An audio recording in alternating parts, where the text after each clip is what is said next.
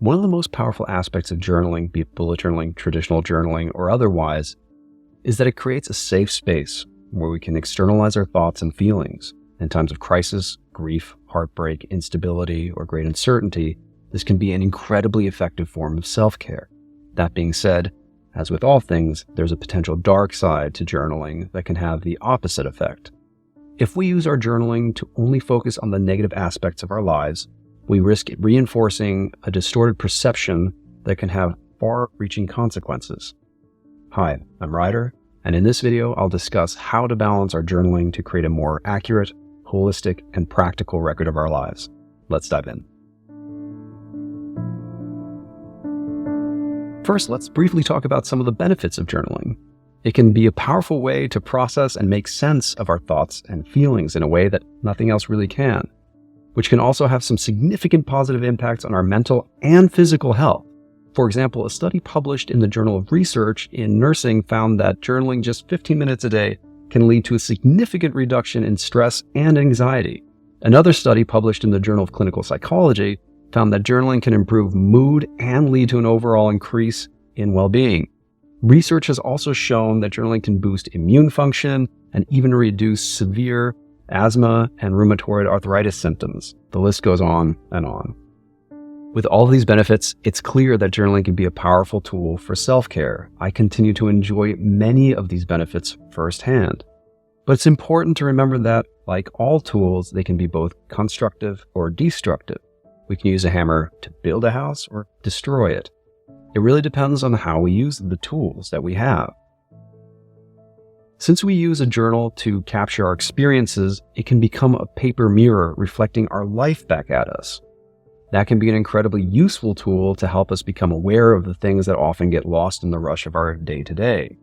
With that said, it's important to remember that a journal isn't a reflection of your life as much as it is a reflection of your focus.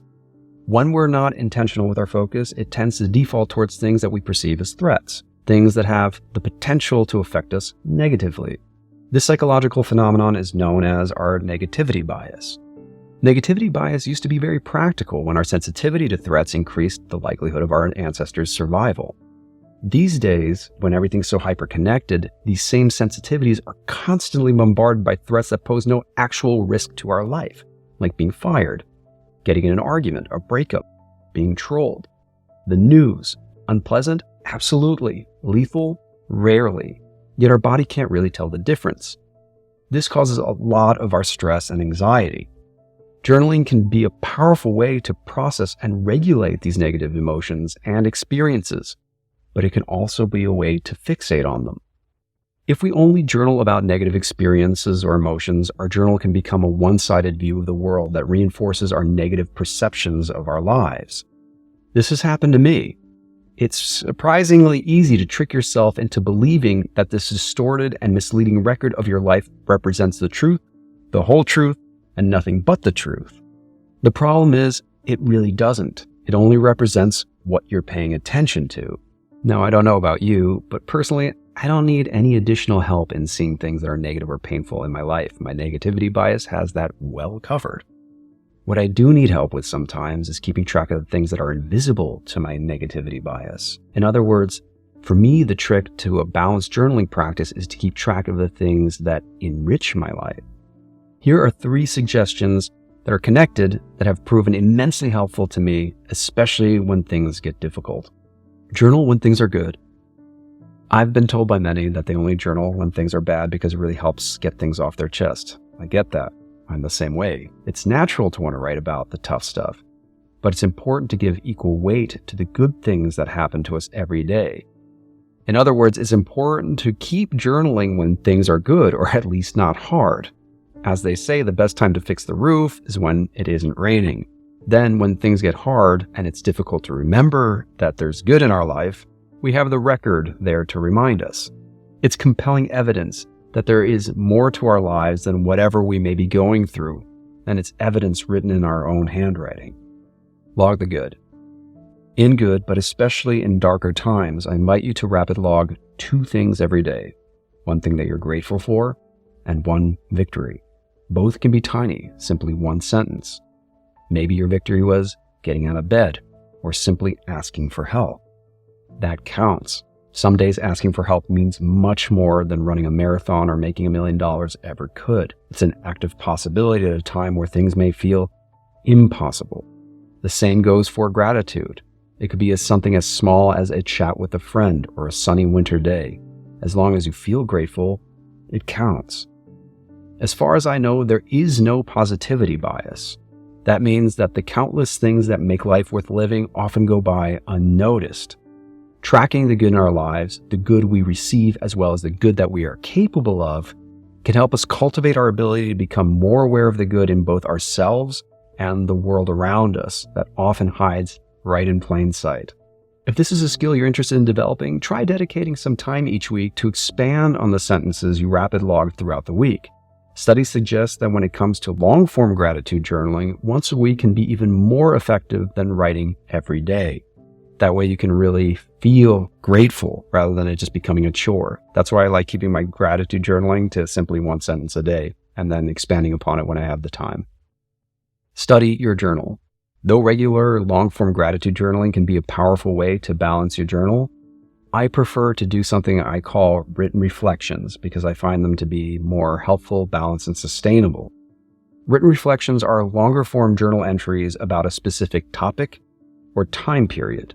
Once you're done writing, you then go back and reflect on what you wrote. So what does this look like? Each week, I write about the week gone by, both the good and the bad, based on my bullet journal's daily logs. Then I spend some time looking at what I wrote as objectively as possible. Rather than judging what I read, I try to approach it with curiosity. What am I observing? Oftentimes when revisiting our writing, we can identify an emerging pattern that we may have missed.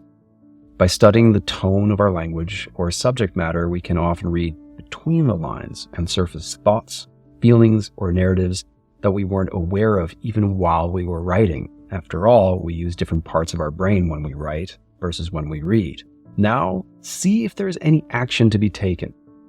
If you sense overwhelm, maybe remove some actions from your schedule. That's a good action. If you sense sadness, maybe optimize the coming week for connection. This is also true for positive trends or patterns. If you realize you're feeling great, then figure out the potential source of that feeling so you can cultivate some more of that in your life. This is partly why self-awareness is such a central theme in bullet journaling. It can help us take action before things get much harder than they need to be. For me, this is what sets BUJO apart as a practice. We write in order to take intentional action. To summarize, journaling can have many powerful benefits for both our mental and physical health. But it's important to remember to strive for balance in what we write about, to avoid turning our journal into some kind of inventory of sorrows. By incorporating some of the techniques we explored here, we can enjoy the benefits of journaling and create a more balanced, positive, and accurate record of our lives. If you have any tips or tricks about how to keep your journaling balanced, please leave them in the comments below. If you found this video helpful, please like this video and subscribe to our channel. If you have any questions, please leave them in the comments down below so I can make more videos. And if you happen to find yourself in need of help, I've linked some mental health resources down there as well. Sometimes simply asking for help can be the most important priority in our lives. Thank you for taking the time. Happy bullet journaling, and I'll see you in the next one.